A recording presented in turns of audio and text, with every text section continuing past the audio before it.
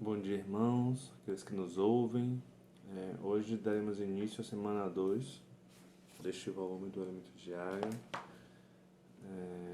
onde a gente está realmente seguindo no estudo de Hebreus, que tem sido uma bênção para nós. E esse vídeo ele foi produzido com o objetivo de nos levar a desfrutarmos um pouco mais, a nos aprofundarmos no conteúdo do Elemento Diário. Então, ele não substitui a nossa leitura do Elemento Diário, mas ele é um complemento do que nós temos desfrutado. Hoje nós podemos escavar as riquezas de Deus. O tema dessa semana 2 é Melquisedeque, sacerdócio perfeito e celestial. E o tema de hoje é a obra de Cristo perpetuada pelo Espírito Eterno. Pois bem, irmãos, vamos lá. Aqui o versículo proposto está em Isaías, versículo 57, capítulo 57, versículo 15, que diz: Porque assim diz o alto, o sublime, que habita a eternidade, o qual tem o nome de santo.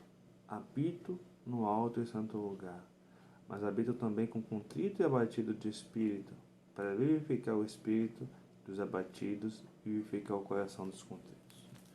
Aqui mostra a pessoa de Deus, quem é Deus na sua essência, né? Irmãos, Deus ele não está no aspecto material nesse mundo cartesiano onde nós estamos. Aqui mostra a primeira essência, né? Que diz o alto. Não é apenas que ele está no alto, ele é o próprio alto, sublime, que habita a eternidade. Então esse alto, e depois ele vai falar aqui novamente que ele habita as alturas, né? Habita no alto e santo lugar. O alto habita no alto. E esse alto aqui, nossas alturas, não é apenas no aspecto físico, né? Olhar para o céu e ver que Deus está no alto. Não. Aqui é no aspecto espiritual, no aspecto de outra dimensão. Se você quer ver Deus, não é olhar para o céu e procurar Deus, ou desenvolver um foguete, uma aeronave espacial e buscar Deus. Não, irmãos. Mas é uma questão de realmente nos voltarmos ao nosso espírito, ao nosso interior.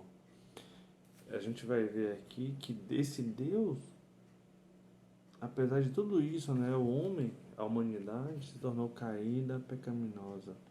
Então, como esse homem caído, materialista, pode contatar Deus? Quando a gente vai conversar com algumas pessoas, a gente percebe como muitas vezes, quem não já ouviu essa frase assim, sim, se Deus existe, cadê Deus? Eu quero ver Deus, eu quero tocar Deus, né? Eu quero conversar agora, né, como uma voz audível ao ouvido humano. De fato, algumas passagens bíblicas mostram que Deus ele realmente se fez homem antes do próprio vinda de Cristo, né? Mas irmãos, a questão de contatar Deus, de ver Deus, é uma questão espiritual. É uma questão de nós nos voltarmos em oração ao Senhor. Contatá-lo com algo adequado, que é o nosso espírito. Então, quando a gente fala em contatar Deus, aqui fala, né, que Deus, apesar de habitar o alto, mas ele também habita, né, com contrito e abatido de espírito, para vivificar o espírito dos abatidos e vivificar o coração dos contritos.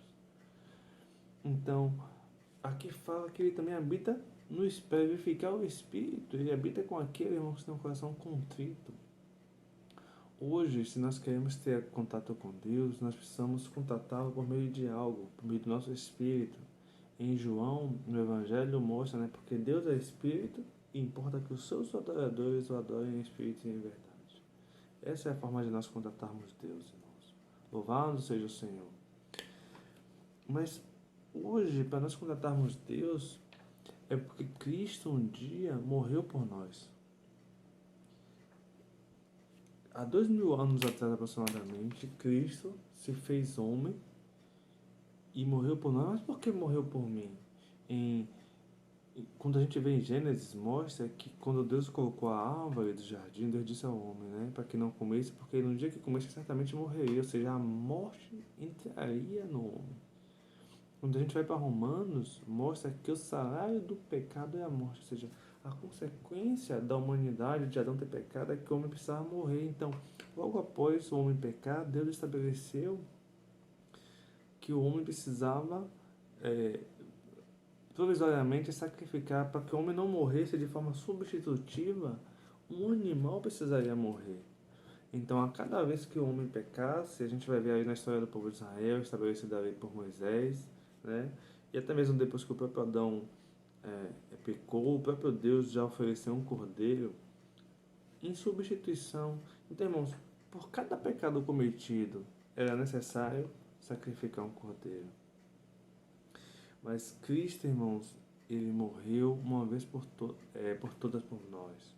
Cristo, como esse Cordeiro de Deus que tira o pecado do mundo, ele morreu por nós. Irmãos, quantos pecados nós cometemos em um dia? Né? Dezenas de pecados, né? Então nós precisaríamos de dezenas de cordeiros. Mas, irmãos, pelo Espírito Eterno, quando a gente vai lá em Hebreus, capítulo 9, versículo 14, nos tem uma porção maravilhosa.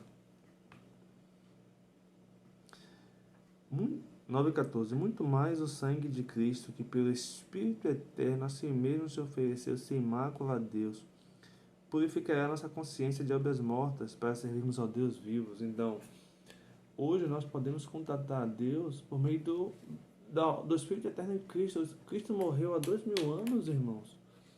E ele ressuscitou e ascendeu aos céus. Hoje ele está sentado à destra de Deus. Então, Cristo, ele subiu às alturas. E hoje, irmãos, ele mora na eternidade com Deus. Ou seja, a obra de Cristo, o que Cristo fez há 2000 anos atrás, passou a fazer parte da eternidade. Então, a eternidade, irmãos, é algo que não tem início e nem tem fim. O irmão usa o exemplo ali, né, da tipologia, o tabernáculo no Antigo Testamento. Quando a gente vai para Êxodo, capítulo 25, versículo 12, mostra que o tabernáculo é onde Deus habitava no Antigo Testamento, é o tabernáculo. E esse tabernáculo é como se fosse uma caixa, né, um retângulo, e era carregado por varas que metiam nas argolas. E nessas varas, irmãos, que segurava essa caixa, essas varas eram algumas argolas aqui, né, que passava e conseguia redondo, né? A gente vai colocar uma foto para os irmãos entenderem como é essa argola, né? Foram diretos para ela 4 argolas de ouro. Então, e por elas, nas 4 cantos da arca, 2 argolas no lado dela e 2 argolas no outro lado. Faz também varais de madeira de acácia e o cobrirás de ouro. Então, para carregar isso, irmãos, precisava dessas argolas. Essa argola, o círculo, ele tem algo específico, porque você não consegue definir onde começa um círculo e onde ele termina. Por isso que o círculo, irmãos, a aliança, né, círculo, porque você não consegue determinar. Uma vez que Cristo foi inserido na eternidade, você não sabe aonde é antes de Cristo e onde é depois de Cristo, da morte de Cristo ali. Porque é o tempo, a eternidade é que não tem nem início nem tem fim. Então é por isso que a obra de Cristo na cruz, ela validou a morte dos animais pelas pessoas do Antigo Testamento. Porque quando Deus passou a ver, quando aqueles animais morreram, Deus já via Cristo, né? E hoje, irmãos, mesmo 2000 anos depois da sua morte, esse sangue, né? Ele passa até hoje. Quando a gente vai ver aqui em Apocalipse, o irmão até colocou no livro diário, no capítulo 13, versículo 8. Desculpa, Apocalipse 5, 6. Tem uma porção maravilhosa para nós, mostrando que Cristo, ele acabou de morrer, na visão de João. Então vi no meio do trono e dos 4 seres viventes e entre os anciões, de pé, um cordeiro como tendo sido morto. No original aqui é como tendo sido acabado de ter sido morto, né? Como ter sido recentemente morto. Então, irmãos, hoje nós cometemos pecados, o que nós precisamos é tomar esse cordeiro que acabou de morrer por nós. Então, todos os momentos, irmãos, nós precisamos oferecer esse cordeiro a Deus. Se pecou, se não tivesse a obra de Cristo, precisava morrer, matar um cordeiro agora por um pensamento, uma atitude.